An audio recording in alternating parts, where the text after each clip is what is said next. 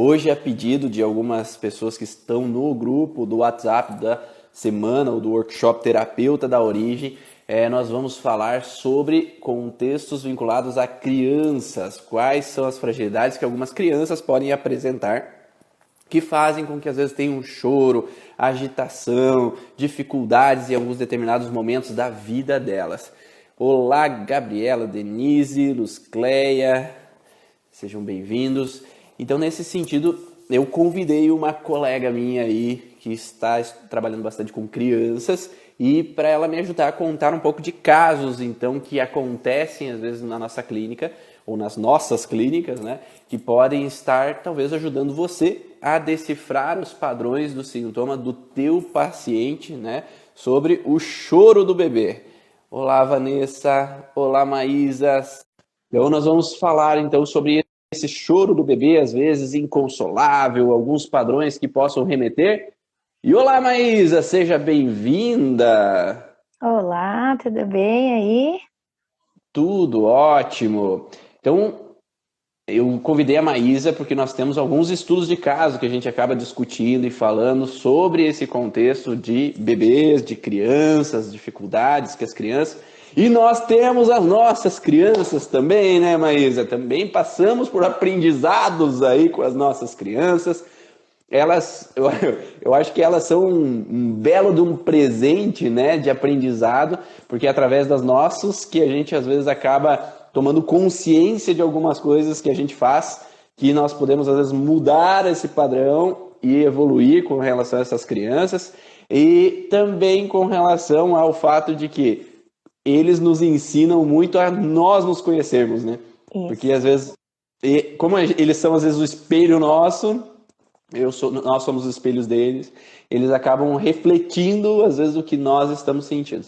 Mas antes de mais nada, vamos aqui, o pessoal aí, tem muitas pessoas que te conhecem aí do curso Origens, aí o pessoal, os alunos do curso Origens te conhecem aí, das aulas, do podcast, né, que nós fazemos vários podcasts juntos, mas para quem não te conhece um pouco, Maísa, conta aí um pouquinho quem é a Maísa. Então, eu sou a Maísa, eu sou fisioterapeuta, trabalho com a microfisioterapia e com as leis biológicas, né?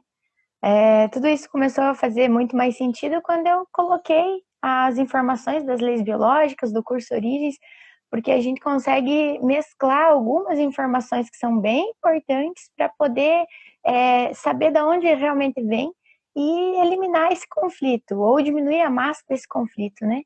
Então, eu trabalho há mais ou menos 3 anos, 2 anos e meio, 3 anos, e antes eu não atendia com nada de terapia, e a partir dali eu comecei a atender, e realmente foi uma coisa que eu acredito que seja uma missão minha, trabalhar com crianças, porque são muitas crianças, então, assim, cada 10 pacientes, 7 são crianças. Então, assim, Caramba. é bastante mesmo. E eu vejo que a gente está sempre numa luta com os nossos filhos mesmo, né, Ivan? A gente querer nos melhorar como pais, não quer nunca errar também. Então, a gente está sempre pesquisando, querendo saber mais sobre para poder ajudar aqui em casa e aquelas pessoas que a gente mais ama e é responsável por eles. Então, eu acho que tudo isso acaba casando com o meu interesse de me ajudar aqui em casa, né, ajudar eles. E acabo que consigo também trazer um auxílio maior para essas mães e essas crianças que me procuram, né? Com certeza. E ali, aquele aprendizado de casa, parece que, não sei se faz sentido para você, depois tu me corrige se eu estiver errado, mas cada vez que eu entendo que as minhas filhas passam por algum sintomazinho, por alguma disfunção, por alguma alteração, a hora que eu vou buscar e pesquisar e vou analisar aquele contexto e modificar aquele processo do sintoma que elas estão trazendo, às vezes isso faz com que é como se eu mudasse de patamar, mudasse de linha, sabe? Porque eu tô nesse patamar aqui, eu tô no chão, daí agora eu evoluí de conhecimento trabalhando meus Uhum. filhos, e nessa evolução de conhecimento, perante aquilo que eu evoluí tratando minhas filhas, aqueles pacientes que têm a mesma ressonância com relação àquele tipo de alteração começa a aparecer. Então, É, comecei a atender minha filha, ela estava com terror noturno, e daí eu comecei, o que falam sobre terror noturno, o que estão falando sobre terror noturno, tá, isso, aquilo, corrigi ela, melhorou, agora aparece paciente com terror noturno.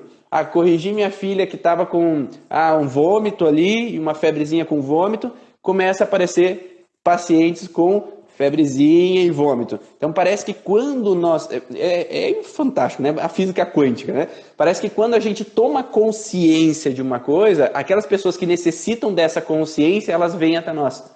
Não Porque sei se tá isso fácil, faz né, sentido. pra gente, tá fresco ali naquele momento, eu tenho algo que vai fazer bem pra alguém. Então o universo acaba que traz, né?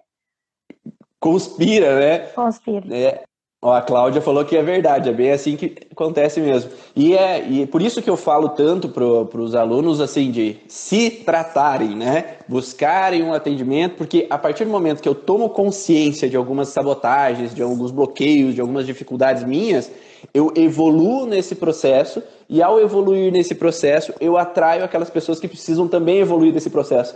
Né? Uhum. Porque daí eu tenho essa consciência, eu tenho essa evolução e eu posso ajudar aquelas pessoas que estão ali me buscando com relação àquele mesmo sintoma que eu já passei. E quando eu tenho esse aprendizado, a princípio parece que eu tenho já um caminho mais curto para Uhum. aconselhar, para direcionar aquela pessoa que vem atrás de mim procurando ajuda. Né? Mas o que a gente veio falar hoje é sobre essas crianças, né? Então, qual que é a idade dos teus filhos, Maísa? Conta aí pro pessoal, até para eles saberem um pouquinho. Eu tenho um filho de 5 anos e meio e um de 1 ano e 10. Então eu tenho uma de 6 e uma de 3 anos de idade, né? Então pequenos ainda, né? Essas crianças que necessitam aquela atenção, aquela disponibilidade, aquele tempo de brincadeira, aquele tempo de estar junto, né? Claro que a Uhum. gente sabe que, né, nós fazemos o melhor que podemos, né? Tem momentos que às vezes a gente está cheio de coisa, a gente está preocupado com a cabeça, isso e aquilo, mas a gente precisa saber que não pode existir aquela culpabilização, porque a gente pode fazer o melhor que pode. Então, conhecer e tomar consciência que talvez eu esteja faltando em algum momento para modificar, mas nem sempre é fácil, né? Porque as preocupações que todos nós temos, principalmente o momento que nós vivemos hoje, muitas pessoas estão preocupadas, estão pensando no financeiro, estão pensando nas situações no ambiente externo, na família, tá? Mas a criança tem aquela necessidade daquele tempo que eu possa passar integralmente com ela, né? Então que não precisa ser, eu preciso passar 24 horas por dia com meu filho, mas que quando eu esteja com ele, eu esteja presente, né? É. Às vezes a gente vê tanto as pai ou mãe, eu vejo na clínica, não sei se você vê também assim, o pai fica presente com a criança, ele dá atenção. Ah, sim, ele tá ali. Tá, mas ele tá ali brincando? Ah, não, ele tá ali, enquanto assiste televisão, ele fica brincando com a criança. Enquanto tá no celular, fica brincando com a criança. Ou a mãe, enquanto eu tô lavando louça, eu tô com ele ali, né? Eu tô ali junto, né? Enquanto eu tô passando roupa, ele tá ali junto comigo. Tá, mas não tá, né? Porque aquele negócio assim tá meia boca, né? Não sei se tu percebe isso também, mas. Sim, eu percebi ao vivo, né? Isso, porque a gente tá sempre o tempo todo precisando fazer várias coisas. Não é só o trabalho da casa, não é só o estudar, não é só as crianças. Então, assim, eu me coloco um pouco nesse lugar, porque eu vivo totalmente isso, me culpo por várias coisas, porque, meu Deus, eu devia estar estudando. Não, eu tô lá com 1.000 tarefas da casa para fazer, mais eles ali. Ou eu deveria estar brincando com eles, mas é importante que hoje eu termine de passar essa roupa, por exemplo. Não, Uhum. vou receber alguém, eu preciso me dedicar a isso, ou sair para o mercado, e eu deveria estar assistindo uma live do Ivan. Tudo isso vão acontecer ao mesmo tempo. Então, é entendível, a gente sabe que vai acontecer ao mesmo tempo, dia a dia é assim, não vai ter um dia que eu vou parar, ou um horário, todo dia na vida que eu vou ter aquilo para fazer. A gente tem que deixar que esse controle não fique tão preso a nós. Mas é Sim. importante que tudo caminhe junto e o melhor possível. Estou sentindo que está fazendo falta? Vamos nos dedicar mais agora nos próximos dias, tentar criar uma rotina. Um dia ou outro sair da rotina, não tem problema.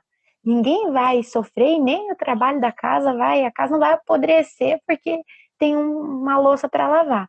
Então, assim, tudo é um equilíbrio, é um meio Isso. termo, é se permitir, porque ao mesmo tempo a gente está se culpando e a gente tem que continuar.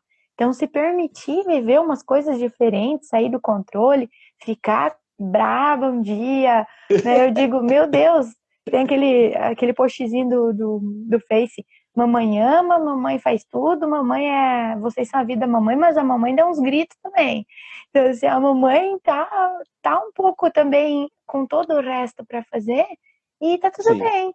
A gente sim. tem que se permitir, tá um dia frustrada, um dia não consegue fazer as coisas, outro dia tá ali mal-humorada, tá tudo bem.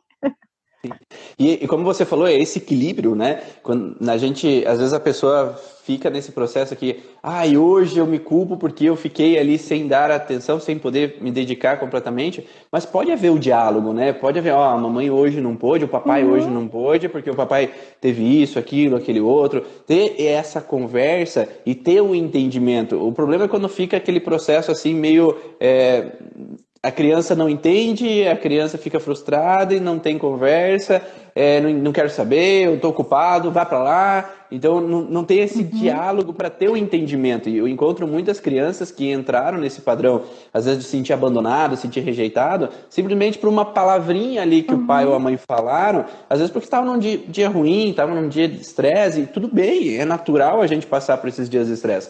Mas ter esse diálogo depois ajuda a criança a relaxar, ela uhum, aflora, porque, não, eu achei que minha mãe não me amava mais, eu achei que minha mãe estava me rejeitando, eu achei uhum, que. Porque o que passa na cabeça de uma criança não é o mesmo que passa na cabeça do adulto. Por isso que a gente fala tanto, né, no curso, por exemplo, de se você for atender uma criança, pense como uma criança. Se você for atender um adolescente, pense como um adolescente. Se for atender uhum. um idoso, pense como um idoso. Né? Porque se eu estou pensando na maneira que eu penso, não é a mesma maneira, talvez, que aquela criança pensa. Então, por isso que os adultos falam: ele já deveria saber que devia fazer isso. É. Porque. Como eu sei que tem que fazer, por que ele não mexe as pernas e faz isso? Eu sei que se ele subir lá e vai cair, por que ele não sabe disso? Porque ele é uma criança. Né? Então, às vezes, acaba tendo uma cobrança exagerada, né? Às vezes, mesmo quando surge um mais velho, né? Então, às vezes, acaba cobrando, mas aquela criança sempre foi de um jeito. E agora ela tem que mudar de repente porque surgiu um mais novo ali, um filho mais novo, que agora é adulto de casa. Ela é quase adulta, né? Porque ela tem que andar na linha, não pode gritar, não pode incomodar o mais velho, mas não está entendendo por que mudou de uma hora para outra. O É. adulto sabe que mudou, mas a criança não está entendendo que mudou a situação só porque uma outra chegou ali, invadiu meu território e está mudando tudo, né? Então Uhum. a gente passa por esse aprendizado também. Não estou dizendo que é fácil quando surge um outro filho você dividir esses ambientes, esse relacionamento, né, com os filhos. E por isso que às vezes quando há colaboração do pai junto, tá ajudando, porque é aquele negócio que fala, né, é dever da mãe e o pai tá ajudando. Não, né, porque o pai fez também, né? Então, é dever do pai também estar ali, é dever do pai estar ali ajudando, é dever do pai trocar fralda também, é dever do pai dar banho também. Senão, às vezes, fica sempre na sobrecarga da mulher ali, tendo que dá conta de tudo e não, eu sou provedor, eu fui lá trabalhar, busquei dinheiro e agora vou assistir televisão aí vocês se virem, né? Então a Uhum. criança ela tem a necessidade de ter esse espelho de pai, né? Esse espelho de um pai carinhoso, espelho. Eu falo sempre assim, né, que eu quero ser um bom pai para minhas filhas, para que quando elas encontrarem um parceiro, elas queiram buscar um parceiro que seja um bom pai, né, um bom espelho, né, que eu seja um bom espelho da busca que elas tenham, né, lá no Uhum. futuro. Né? Mas se eu sou ausente, o que elas vão ter a tendência de buscar? Um homem ausente. Se eu ajo de forma agressiva, ela vai ter a tendência de buscar alguém agressivo. Né? Então eu prefiro buscar o máximo de esse equilíbrio. É fácil? Não, né? Como a Maísa falou ali, mas a gente faz o melhor que pode dentro desse ambiente. Mas nós viemos aqui para falar sobre estudo de casos também, né, Maísa? Então, você puxou um estudo de caso ali, me passou antes, para falar também desse contexto do choro. Para o pessoal entender também um pouquinho, às vezes, quais são as nuances desses choros, e a gente vai contar alguns exemplos, né, de pacientes. Então, você Uhum. tem um paciente, conta aí pra gente como que foi esse atendimento. Então, nesse sentido dos choros, né, Ivan, é muito interessante porque geralmente a criança é pequena, é normal ela chorar, é muito normal todo mundo achar que tem cólica. Nossa, não teve cólica? Dorme a noite inteira. Então, assim, é como se fosse algo, um padrão para todo mundo viver isso e ninguém vai dar uma importância para esse fator emocional, porque é normal. Então, tem que ter lá um remedinho lá na gaveta, um para cólica, um para dor de ouvido, um para dor muscular, um banho de não sei o quê, porque ele é normal as crianças terem isso. E na verdade a gente vê que não é normal. O que a gente tem são padrões, são diferentes, muitos choram pela mesma coisa, mas tem vários detalhes e várias, vamos dizer assim, grupos de choros diferentes. Por exemplo, essa criança que eu atendi ela logo no início, assim, da vidinha dela. Nos primeiro mês, mais ou menos, ela veio para mim com um padrão que ela tinha entrado após um mês de nascimento. Então, assim, até o primeiro mês, a criança dormia a noite toda, não, ele mamava a necessidade dele, mas ele não precisava acordar e ficar um tempão acordado. Acordava uma vez para mamar, é o sonho de toda mãe ter uma criança que acorda uma vez assim que nasceu, né? Então, nossa, estava tudo perfeito, a mãe estava bem em relação a isso. Mas fazia uns 20 dias, assim que ele fez um mês ali, um mês e uma semana mais ou menos, ele entrou nesse padrão do choro. E ele Uhum. chorava pela manhã cedinho e no fim da tarde. E geralmente ficava em torno de 1 hora e meia, 2 horas sem parar de chorar. Então, assim, Uhum. o que é que essa criança tem? E ele tinha um padrão de se encolher. Então, eles Uhum. imaginavam que era cólica. Não, ele tem cólica. Mas ele passou um mês e uma semana mais ou menos da vida sem dor, sem esse choro, sem esse padrão. A partir daquele E ó, momento, só, desculpa cortar, tá? Mas aí fica um detalhe antes que eu perca essa desculpa, tá? Mas para não perder. Com relação a isso, que vem aquela pergunta sempre da avaliação: desde quando veio o sintoma? Daí a mãe fala: ah, desde sempre. Não, peraí. O que é desde sempre? Desde o primeiro dia de vida ele tem o mesmo padrão? Desde sempre, para mim, é desde o primeiro dia de vida. sim. E daí chega aquelas pessoas que é desde sempre. Mas desde sempre, então, desde quando você era criança? Ah, não, quando eu era adulta ali e tal. Por isso que tem que ser preciso para identificar, como a Maísa fez. Tem que ser preciso, porque senão você não acha nuance do processo. Então foi desde 40 dias de vida, foi Uhum. desde do terceiro dia de vida. Então não é desde que nasceu, né? Ah, teve icterícia quando nasceu. Tá, então no primeiro dia apareceu a icterícia. Ah, não, no terceiro dia ela teve que ir para o hospital por causa da icterícia. Ah, não, então, ó, teve intolerância à lactose desde que nasceu. Mas desde o primeiro dia, então? Ah, não, depois de um mês. Então esse é importante porque precisa o processo para daí a gente poder identificar e pensar. Desculpa, mas pode seguir. Não, pode cortar quando precisar, colocar a informação.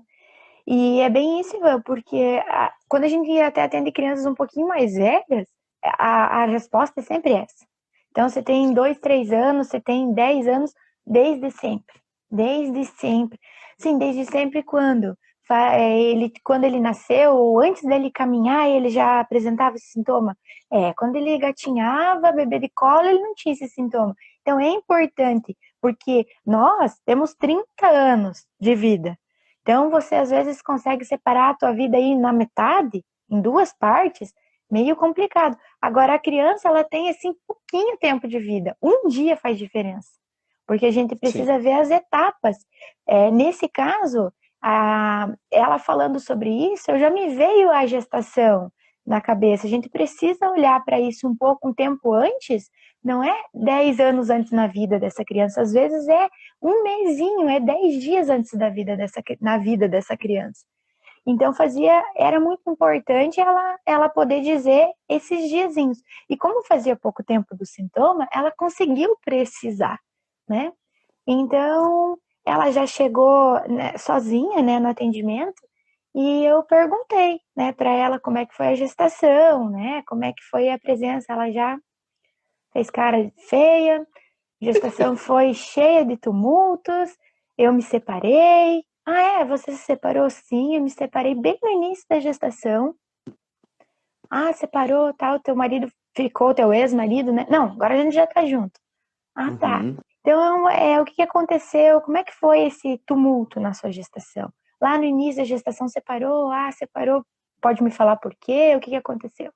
Então, ela passou a contar que esse bebê tinha esse padrão de choro, ali mais ou menos de um mês e uma semana de vida dele, sempre de manhã cedo e no fim da tarde. Tinha esse padrãozinho de se encolher e ele tinha dificuldades para fazer o cocô. Ah, dificuldade para fazer cocô? Sim, quando ele faz, o cocô é difícil? Não, não é difícil. Cocô é molinho, cocô de bebê, mas ele fica muitos dias sem fazer cocô. Mas o médico já disse que isso é normal também. Criança não precisa fazer cocô todo dia. Então tá bom. Passamos. Vamos conversar sobre a gestação. Então, na gestação, ela lá no início da gestação, ela descobriu uma traição do marido. E essa traição do marido, ela não conseguia entender direito por que tinha acontecido, porque, meu Deus, ele estava sempre em casa, e eles tinham outras duas filhas, então estava sempre em casa, estava tudo bem. Como assim? Que hora que ele faz isso? Porque vieram contar para ela, né, que existia algo que era para ela dar uma olhadinha.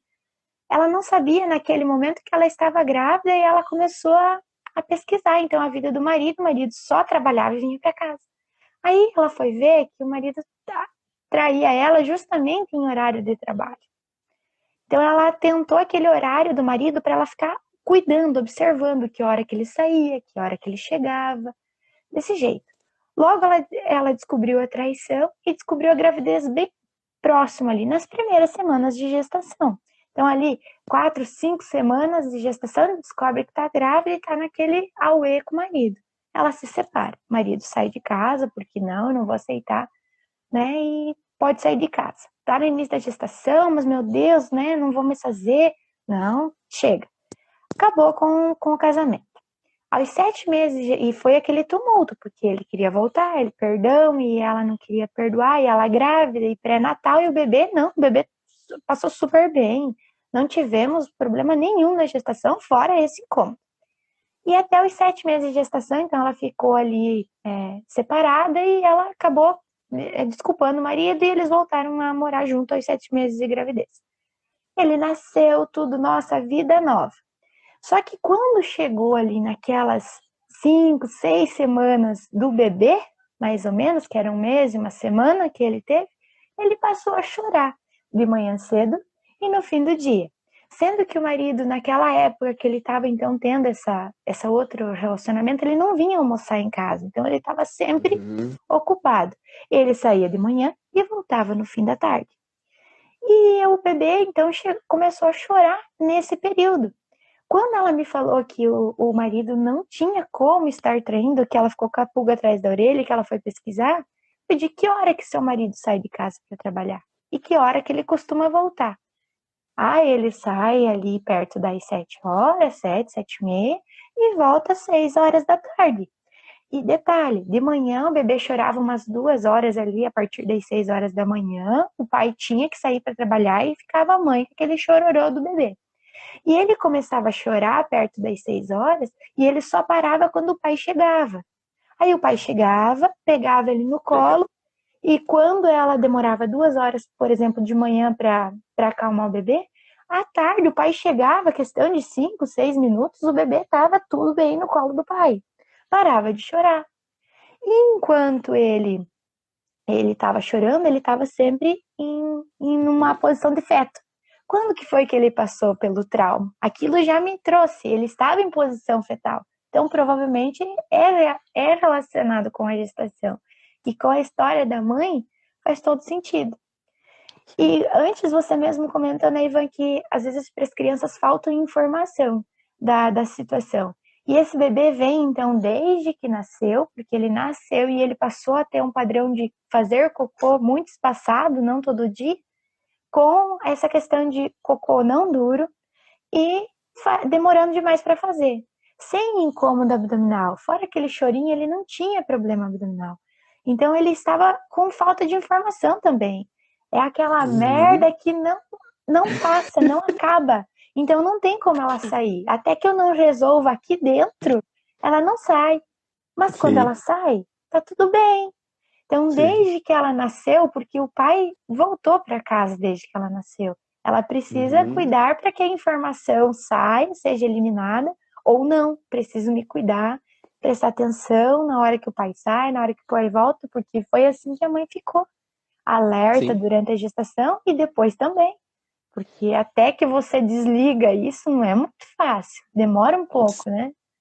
Ei, ninguém está dizendo aqui que os conflitos são fáceis de serem resolvidos, né? Isso. Então, de forma alguma, né? Então, depende de a gente alinhar. E vocês viram aqui que teve umas dúvidas no grupo do WhatsApp do Workshop Terapeuta da Origem sobre como que funciona a metodologia de atendimento. Então, olha o que a Maísa fez. Ela conversou, teve o diálogo com a mãe, juntou todo o processo de passo a passo que a gente fala no curso Origens, né? Para identificar, esse sintoma parece que é de fase de estresse. Então, por que ela entra na fase de estresse naquele horário da manhã e naquele horário da tarde especificamente? Então, é como se batesse aniversário de horário, sabe? Então, cada vez que bate esse aniversário do horário, a criança liga um alerta, porque há um perigo de reviver aquela situação.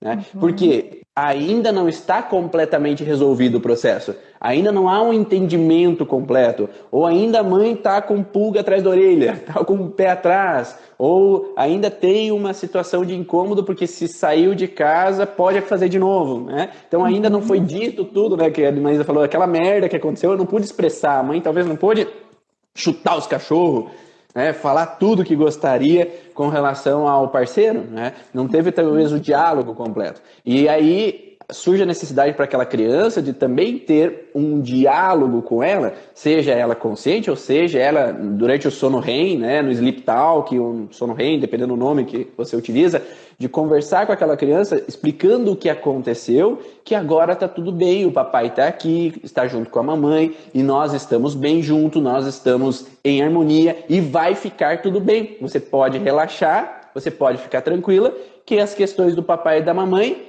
a gente vai resolver. Né? A gente resolve, ou já resolveu, e vai ficar tudo bem. Mas enquanto a criança sente que não está tudo bem não, tem alguma coisa pendente, ela liga o alerta, porque provavelmente, cada vez que o esposo sai de casa, ainda ali naquele momento, antes da Maísa falar, a mãe ainda ficava com, sei lá, sei não, né? Então ainda fica no pé atrás e só relaxa quando o pai chega. Então, se há uma atenção da mãe, a criança talvez também sinta. Mas, lembrando o que a Maísa falou, a gente bate aniversário, né? Então, lá, por exemplo, aos 40 dias de gestação, aconteceu a situação da traição que foi descoberta. Aos 40 dias de vida da criança, ela começa a disparar o sintoma. Então, quando uma criança teve pneumonia aos 5 meses de vida, o que a gente vai pensar? Que ou houve uma situação de resolução ali nos 5 meses de vida, ou houve uma situação lá na gestação, 5 meses de gestação, que fez com que reativasse o padrão, né, nessa alteração. Então, essa é uma fase então, que reativa os sintomas. Então, geralmente é uma coisa que a gente acaba buscando dentro do atendimento, né? Como a Denise colocou ali, detetive mesmo, né? Então, acaba sendo um processo de detetive mesmo de analisar esses fatores. Então, a mãe, por exemplo, teve um perigo, um sangramento aos 6 meses de gestação e teve medo de perder. Aos 6 meses de vida da criança, ela pode disparar um sintoma. Ou, aos 9 meses de gestação, na hora do parto, houve um perigo. Aos 9 meses de vida da criança, ela pode despertar um sintoma. Né? E pode alterar um sintoma ali naquele momento. Né? Então, isso é uma coisa que para a gente ficar analisando nesse sentido da criança, principalmente, quando ela é um bebê, esses nuances, né? E eu atendi já também, você terminou, né, a história, né? Então, houve melhora antes de mais nada, né? Sim, passou 3 dias, ela me falou que ele tinha parado com o padrão. E realmente, além da sessão da conversa que eu tive com a mãe, né, o bebê estava ali junto, a gente utilizou da micro também, mas eu falei para ela fazer essa reprogramação noturna, porque era muito importante o bebê saber que, por mais que ela tivesse ainda algum problema, porque o intestino também era algo que a gente tinha que olhar e dar essa informação para a criança, porque então ele precisava saber quanto mais da história. Você não vai chegar e conversar, às vezes, com uma criança ali acordada, 2, 3 anos, falar sobre um assunto que eles não vão escutar, né? Então, com o bebê é a mesma coisa. Você precisa, eles não entendem nada, eles entendem tudo, porque senão eles não iam estar refletindo com sintomas, dores, problemas dessa forma. Então, eu falei para ela, conversa. E se você puder chegar em casa e contar para o teu marido, se você achar que é algo legal de falar para ele, olha, a gente encontrou aquela data, desde que vocês não vão brigar de novo, né, porque vai ser um outro problema, mas que você consiga conversar para que o teu marido, que é o que acalma o bebê à tarde, que ele chegue e converse também com o bebê, dormindo. Fale para ele, filho, papai tomou um caminho errado, mas se arrependeu, tá tudo bem, eu nunca deixei de amar vocês, eu nunca deixei de amar sua mãe, eu vou estar sempre aqui, né? Ou se não está bem resolvido, seja claro com a criança. A gente está com um problema, sim. Talvez a gente nem fique junto, mas você é meu filho para sempre. Não se preocupe que eu vou estar aqui e tal. A gente não vai brigar por sua causa, a gente briga por outros motivos. Então, tudo isso é muito importante. E aquele pai que foi meio que o momento do estresse em relação ao pai, e o pai ainda conseguia acalmar o filho, eu achei que era de muita importância o pai se mostrar ou arrependido, ou realmente ir lá e colocar segurança para ele. Dizer, Sim. pode deixar que com você eu não vou mais falhar, eu vou ser melhor, vai estar tudo bem, né? Uhum. E E, realmente, depois de 3 dias ele parou de chorar. e essa relação de segurança é o mais importante de tudo, porque muitas vezes a criança chora por insegurança. Só que a insegurança não é da criança, é a insegurança dos adultos, porque os adultos são quem dá suporte, quem dá segurança e quem dá amor. Se Uhum. os adultos não estão bem, a criança percebe. A criança é que nem o cachorrinho lá que percebe quando o dono está irritado, que percebe quando o dono está triste, que percebe se o dono está triste, ela vai lá roçar no dono. Se o dono está Uhum. irritado, ela fica um pouco mais alerta com o dono. Criança, ela analisa a expressão corporal dos adultos. Se os adultos estão tensos, estão irritados, ou estão tristes, ou estão mal resolvidos com alguma coisa, ela percebe. Uhum. Então, quando a gente tira essa responsabilidade da criança, porque é muito frequente, e quem é terapeuta aqui, né, muito teve isso na infância, de se sentir responsável porque os pais não estavam bem, ou alguém estava doente, alguém passou por algum problema, e eu tinha que resolver o problema daquela pessoa, eu me sinto responsável em cuidar daquela pessoa, eu tenho que dar conta daquela pessoa e cuidar de todo mundo que está à minha volta. E aí faz com que eu gere uma responsabilidade como criança de andar na linha, não aprontar, não fazer bagunça, ou proteger os outros, que não é responsabilidade da criança. A criança tem que ser criança. E desde que os adultos tomem consciência disso e passem para essa criança, não se preocupe, aqui o papai e a mamãe vão resolver os problemas. Tá? Você pode ficar tranquila, brincar, ser criança, que o papai e a mamãe vão resolver. Tá? Não se preocupe. Independente se vão resolver de uma forma ou de outra, tá? Mas tem que Uhum. ser verdadeiro dentro do pai e da mãe. Se falar assim, não se preocupa que vai dar tudo certo, mas lá dentro não for verdadeiro, porque, será que ele vai me aceitar ainda ou não? Será que vai funcionar ou não vai? Será que... Não, se a mãe ou o pai não forem verdadeiros na hora de falar no sono REM, não funciona. Não, falar da boca para fora não funciona. Tem que ser de coração e ser como verdade. Nós vamos fazer o melhor possível para resolver isso e você pode ficar tranquilo que nós que vamos resolver, né? E aí faz com que as coisas aliviem, sim, e entra uma possibilidade de melhorar. Será que porque minha cachorra veio dormir comigo essa noite? Vai saber, né? Olha lá, tava em perigo, Cláudia. Infelizmente, não, são poucos que sabem isso, são poucos que acham que a relação do casal está influenciando. A medicina tradicional fica procurando pelo em ovo. E esse contexto das amidalites, das bronquites, das laringites e todo o sintoma daquela criança, né? Às vezes vem simplesmente por fatores externos, fatores do ambiente que estão acontecendo e aquela criança às vezes perguntaram para mim, por que a minha criança, meu filho parou de comer durante o almoço?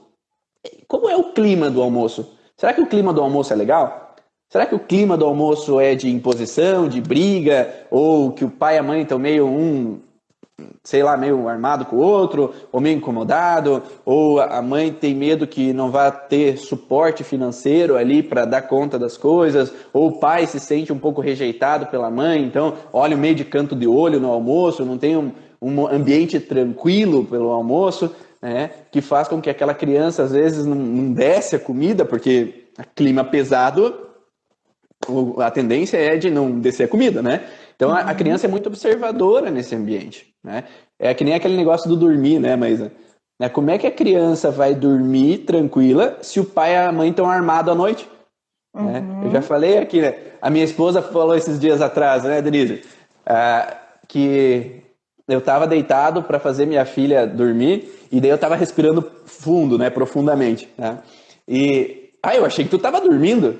Não, é porque desde pequenas eu programei elas assim de que se eu consigo fazer com que a minha respiração pareça que eu estou relaxado, pareça que eu estou tranquilo, pareça que eu estou sossegado, elas tendem a relaxar comigo.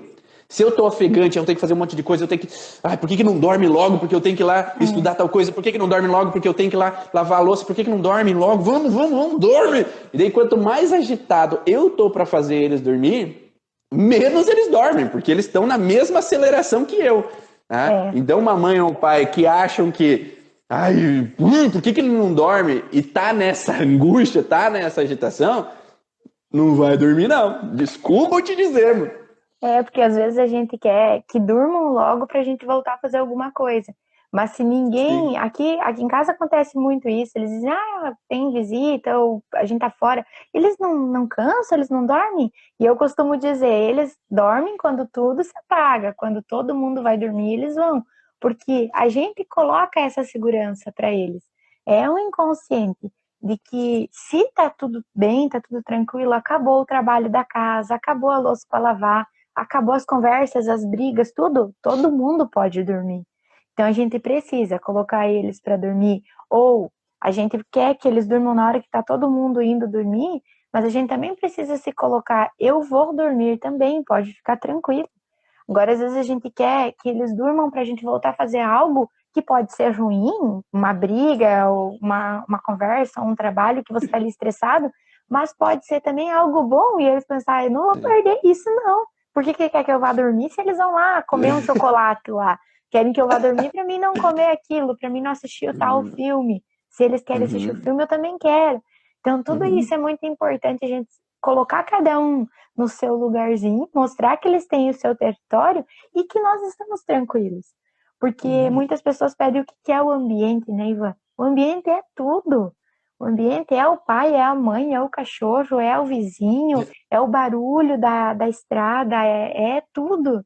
A gente É a precisa cuidar. babá, E a isso a babá, gente. o vô e a avó que às vezes querem se meter na vida, é a Uhum, tia que vem lá opinar que a mãe não gosta. Então, todas essas pessoas, a cunhada, o cunhado, né? uhum. Então, todas essas pessoas que influenciam o pai e a mãe estarem bem. Falando nesse contexto de ambiente, tem pessoas que falam assim: eu vou lá na casa da minha sogra e a criança fica chorando, ela não fica bem. Agora, na casa da minha mãe, ela fica bem. Será que a Que remete criança é aquele que está incomodado com o estamos aqui, né?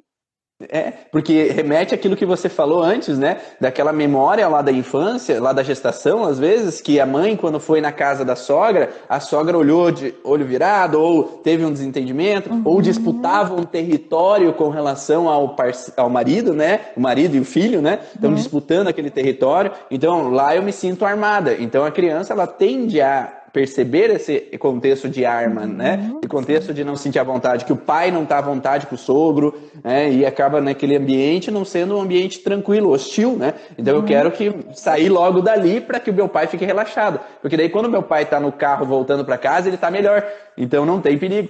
Não preciso, Exatamente. tá tudo bem, tá tudo tranquilo, tá tudo relaxado. Né? Então isso faz com que a criança, quando ela percebe hostilidade no ambiente, ela não está segura. Uhum. E nesse sentido de não estar segura, muitas queixas vêm também na questão de durante o sono, não só na hora de pegar o sono, né? Mas durante o sono, aquela criança que acorda várias vezes, né? Ou que precisa ter alguém perto sempre, essa questão da insegurança. A gente vai falando e vai vindo os exemplos Sim. na nossa cabeça, né? Eu tive uma criança pequenininha, 2, 3 anos, que a mãe trouxe porque ele acordava várias vezes e ele precisava comer para ele voltar a dormir. Então, pode ser uma mamá na mamadeira, lá no copo dele, mas pode ser uma maçã, pode ser um pedaço de carne, pode ser qualquer coisa. Ele precisava comer para voltar a dormir. E ela estava já incomodada porque a casa era um sobrado, então tinha todo aquele deslocamento. Ela disse, daí ele come, volta a dormir depois de 15 minutos, eu não durmo mais. No outro dia tem que acordar, então ela estava muito agitada. E na hora de coletar informações ali, então ela era uma mulher separada, ela separou do marido também durante a gestação, eles não tiveram um relacionamento bom nunca, e acabaram ficando juntos porque ela tinha engravidado, eles namoravam, ela engravidou, e eles não tinham um relacionamento bom. Chegou um momento antes mesmo do filho nascer, eles se separaram. E esse pai não é presente. Ele já tem outros filhos de outros relacionamentos, mas ele é solteiro também. E esse filho ficou então com a mãe e o pai não é presente. Ah, não é presente e tal, mas ainda não chegava ao ponto de o porquê que ele precisava acordar várias vezes e comer principalmente. E outra coisa, não servia outra pessoa, só a mãe. Então, à Olha. noite, de dia, ela dizia: se eu vou trabalhar, eu saio, ele fica dormindo, tá tudo bem, ele passa o dia na minha mãe. E passa bem. Quando eu chego, é só a mãe, é aquele chororô, é aquele gritedo, até a gente poder chegar em casa e organizar as coisas e ir dormir, os dois juntos, agora somos só nós dois, então vamos dormir juntos, né? Durante a avaliação e tudo, eu via que a necessidade dele ter a mãe é porque era a única pessoa para ele que sobrou. Falei, tem mais alguma coisa que vocês perderam? Mais alguém que vocês perderam? Aí ela falou que ela teve outra gestação antes Uhum. dele, que ela perdeu o bebê. Falei, bom, então ela perdeu um irmão antes, aí depois ela perdeu o pai, né? Perdeu de vista, né? E eu falei, mas tem mais alguma coisa? Vocês não se dão bem? Por quê com esse marido? Ela falou, ele não paga pensão. Ele não paga, ele não me ajuda, ele não tá aqui. Ele tá sempre ausente de tudo. Então, assim, se ele não quiser vir e não ser presente, é o horário dele, é o tempo dele, é o trabalho dele, beleza, mas me ajuda. Trabalho o dia todo, eu tenho que ficar com a minha mãe. Agora, principalmente nesse tempo de pandemia, tá todo mundo em casa, né? Então, necessitando até de gastos a mais nesse momento onde eu deixo com alguém para mim poder voltar a trabalhar. Falando, eu não dou conta. Tem dias que eu vejo que vai faltar as coisas, vai faltar a roupa, e é inverno e nada serve. Então, ela estava muito preocupada em faltar. E ela estava sempre armada nesse ex-marido de que a hora que ele aparecer, meu Deus, falei, mas você quer que ele seja teu parceiro e ele possa te ajudar com o mínimo que seja? Ou você quer continuar nessa confusão com ele? Vai cada vez mais afastar o marido, o ex-marido do filho, o pai do filho, e vai continuar não tendo seu dinheiro, porque ele vai continuar ficando bravo com você. Então, e esse filho, ele precisava comer de noite. Eu falei, por que ele precisa comer à noite? Necessidade de, principalmente, se nutrir, enquanto tiver comida, eu vou comer. E a questão de eu estar forte, grande, preparado para a hora que todo esse combate acontecer. Eu falei, enquanto ele souber que é só você que existe, porque daí fica aquela reprogramação do ambiente. Aquele, vem uma avó e pede, e daí? Ele depositou?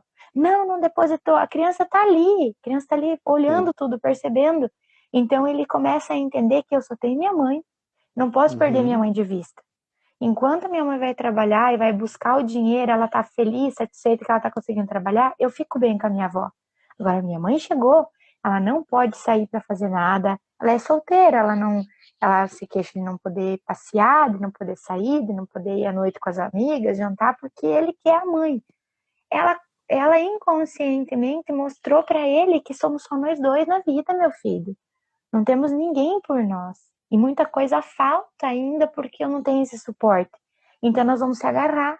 Do mesmo jeito que a mãe que leva essa força para o filho traz esse incômodo, entre aspas, para a mãe, inconsciente, porque se só somos nós dois e tudo que sobrou de bom na minha vida é você, aquela responsabilidade também da criança, eu não vou te abandonar nunca, minha mãe.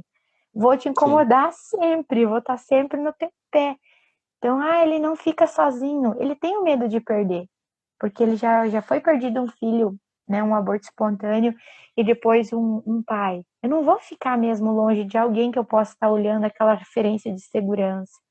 E toda a Sim. falta do ambiente que tem, essa falta financeira, essa falta material, falta de afeto, de carinho, de presença. Então, a Uhum. criança não dorme mesmo. e precisa comer.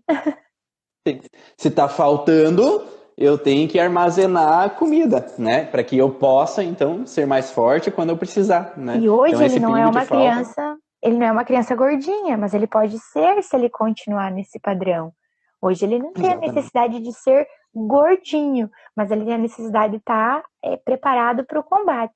Mas daqui a pouco ele pode começar a entrar em outras percepções de que ele vai ter que acumular realmente, ser muito grande, para que Sim. ele, e com essa comilança e esse Uhum. conflito associado, ele vai precisar ser maior. Então vamos ter talvez um outro sintoma daqui a pouco, né? Então, quanto Sim. antes a gente olhar para tudo isso, corrigir esse ambiente, que foi importante dizer para a mãe, tudo bem que você não gosta, tudo bem que você está com raiva, tudo bem que existem Uhum. situações que te deixam mal, mas vamos colocar para ele que ele pode ficar tranquilo, que você vai dar um jeito, que tá tudo bem, e o fato de você se ausentar não é por abandonar ele. Conversa com ele. E realmente a criança se acalma, consegue dormir melhor e começa a ver a mãe de longe e tá tudo bem. Eu saio escondida para trabalhar quando ele tá acordado. Agora ele dá tchau pra mãe, porque ele sabe, opa, Sim. que bom, minha mãe vai trabalhar pra gente não precisar ficar brigando com meu pai. Minha Sim. mãe tem mais dinheiro e meu pai vai ficar mais sossegado também, porque eu amo meu pai. O Sim. dia que eu quiser ele, eu quero ter ele. E senão fica aquela picuinha, né? Ouvindo, coitada da criança que fica no meio de pais separados, né? Ouvindo picuinha aqui, picuinha ali, e às Uhum, vezes acaba não entendendo direito tudo o que está acontecendo, né? Antes de eu uhum, falar uns outros exemplos que eu lembrei aqui de pacientes, eu quero convidar todos para quem tem interesse em conhecer um pouco mais desse mundo, conhecer o mundo da origem emocional dos sintomas, saber esse passo a passo para identificar esses padrões conflitivos aí, quem é terapeuta, quem é profissional da área da saúde. Ontem abriram as inscrições para a sexta turma do curso Origens Profissional. Então acesse o site www.cursoorigens.com que você vai saber lá, tem um vídeo explicativo de como é o curso Origem, todas as informações, todos os processos que estão presentes dentro do curso Origens, para que você também tenha conhecimento e possa ajudar os teus pacientes que chegam com essas dificuldades, chegam com essas alterações, assim como a Maísa, assim como eu, assim como vários profissionais aí que trabalham com a origem emocional dos sintomas, ok? Então, acesse o site cursoorigens.com que você vai ver todos os detalhes, tem um vídeo específico para explicar tudo que tem, valores do curso e tudo mais que você vai garantir durante esses 2 anos de acesso. E todas essas informações são mais de 60 horas aulas de informação, de aulas que já estão gravadas dentro da plataforma para que você possa assistir e mais aulas que nós vamos fazendo quinzenais aí sobre informações. Amanhã tem aula sobre lupus, né? Quem já fez a inscrição amanhã vai assistir junto com a gente, né, Maísa, a aula sobre lupus dentro do curso Origens. Eu me lembrei de um detalhe, assim, que eu atendi esses dias atrás uma criança também, Maísa, que vinha com esse processo de não querer se afastar da mãe, que sempre acordava porque tinha que dar aquela beliscadinha lá para conseguir dormir, né? Eu tenho que dar uma mamadinha eu tenho que dar um chupetinho ali, usar de chupeta o seio para voltar a dormir. E a gente vê muito frequente esse contexto de medo de perda, medo de separação, que pode ser tanto, a culpa é da mãe, né? A culpa às vezes não é só da mãe, às vezes vem contextos vindo do lado do pai também da família. Então não dá para uhum. acreditar todo o conflito da criança que a culpa é da mãe. Não, porque tem outras possibilidades também, né? Nesse caso em específico, eu encontro uma situação, e é muito frequente, partos antecipados que a criança vai para a UTI. Então Uhum. ela corta o vínculo com a mãe. Então tem uma dissociação violenta nesse processo de separação abrupta, né? Que onde não há contato físico, interligação entre mãe e filho, né? A Denise está aí para não me deixar mentir, que ela usa bastante essa volta à ligação mãe-filho e que às vezes por esse parto abrupto, por parto rupturas, né, que separam a mãe de a criança, onde que a mãe e a criança perdem uma ligação. Essa ligação entre mãe e filho que até dificulta o aleitamento. Porque essa dificuldade nessa conexão mãe e filhos foi rompida por um parto, às vezes abrupto, por um parto difícil, por uma dificuldade, um perigo de morte ali no parto, medos ali naquele momento, que fazem essa ruptura, ou momentos de UTI, né, que aquela criança tem que ficar, e perde esse vínculo, e esse vínculo perdido faz com que tenham dificuldades nesse entrosamento mãe-filho. Né? E existem várias técnicas, como a crânio-sacral, a prática neurosensorial, que ajudam a colocar de volta esse vínculo, a auxiliar nesse vínculo, ou ter esse contato de novo. Eu vejo muitas vezes que as mães perdem até o contato visual com a criança enquanto estão amamentando. Então tem uma perda de vínculo, de conexão mãe-filhos, que faz com que eles tenham uma separação de uma determinada forma. Então aquela criança quer restaurar esse vínculo. Então ela fica mãe, mãe, mãe, mãe, mãe, mãe, mãe, mãe o tempo inteiro, né? Como se eu quisesse ter a mãe aqui. E a mãe, não, eu tô sempre aqui, eu tô sempre aqui. Mas está sempre aqui, mas esse vínculo não é total. Esse vínculo é cortado de uma certa forma por algumas situações que aconteceram. E modificar, às vezes, essa percepção auxilia, então, a modificar essa percepção ali da criança e da mãe e fazer esse vínculo estar melhor. E isso pode vir desse processo de gestação, pode vir de um vínculo de uma gravidez não muito bem aceita, né, no começo, ou pode vir de situações transgeracionais. Crianças que foram abandonadas, adotadas, abortos, como a Maísa falou, de rupturas. Atendi nesses últimos dias também uma mãe que não era a medo da criança. A criança a gente resolveu nesses contextos do parto ali, das dificuldades e tal. Daí na segunda sessão, o que eu faço geralmente? Na segunda sessão, se eu trabalhei sobre a criança e não resolveu completamente, aí eu vou olhar a mãe. E a mãe tinha um processo transgeracional de vínculos com alguém vai me arrancar o filho de mim. Então aquela mãe trazia a sensação de que eu não posso deixar com o marido, eu não posso deixar com a sogra, eu não posso deixar com outra pessoa o filho, porque é meu, ora as bolas, ele é meu, sai daqui, ele é meu. Tá? Então tem um processo de é meu filho, porque lá no transgeracional, uma avó, uma bisavó, alguma mulher lá atrás viveu essa sensação de um filho que foi arrancado de mim. Ou um pai que via aquela criança chorando e xingava e brigava, eu vou matar essa criança, porque bebia, porque isso e aquilo e aquele outro. Então aquela mãe fica numa proteção. E essa neta, essa bisneta que teve um filho agora, ela traz inconscientemente essa percepção, ela não pode perder o filho de vista. Uhum. Porque se eu perder de vista, alguém pode fazer mal a ele. É meu filho. E daí traz esse vínculo, então, de hiperproteção, hipercuidado com aquela criança. Então eu tenho que estar de olho, eu não posso sair de perto. E pode trazer, então, essa relação que nem deixa o meu marido pegar direito, cuidar. Não, deixa que eu faço. Não, tá chorando, não é daqui que eu cuido, sabe? Então é como se, por mínima situação que tá chorando, por mínima sensação, nem dá chance do parceiro fazer a parte dele. Uhum. Não, deixa que eu já faço. Então é como se eu tenho que dar conta, eu tenho que fazer, porque se não for eu que for fazer, algum perigo vai acontecer com a criança. Não sei se tu já viu isso, Maísa. Sim. É muito frequente, na verdade, porque as mães vêm com esse sentimento de que só eu consigo, ou pelo fato mesmo do mamar, não adianta, é só comigo que ele se acalma, mas eu estou incomodada, que é só comigo também. Só que eu não consigo largar o padrão de deixar para alguém, porque muitas vezes as pessoas dizem, tá bom, mas foi lá com a minha avó. Primeiro, o que eu tenho a ver com isso? E segundo, o que eu faço com isso? Porque ela da minha avó, ela da minha bisavó.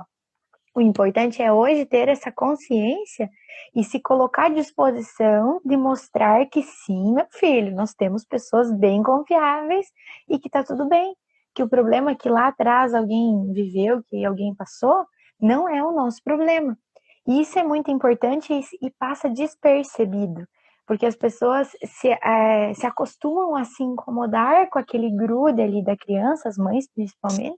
Então a Gisele fala tomar consciência, né? Quando tem a tomada de consciência, onde que a mãe pode tomar essa consciência de que esse processo que aconteceu, eu não preciso mais viver esse medo de perder, que eu estou em outro processo, eu estou em outro momento, isso pode melhorar essa situação e fazer com que haja um contato melhor, seja um processo melhor de relacionamento, que a criança não vai ter essa necessidade de ficar mamando o tempo inteiro, vai ter essas dificuldades no desmame, né, que acontece porque eu tenho que estar sempre junto, eu tenho que estar perto, eu tenho que estar junto desse processo com essa criança para que ela fique sempre bem. Então, quando não há esse processo, quando há esses medos, quando há esses bloqueios, há então essa dificuldade de ter esse distanciamento.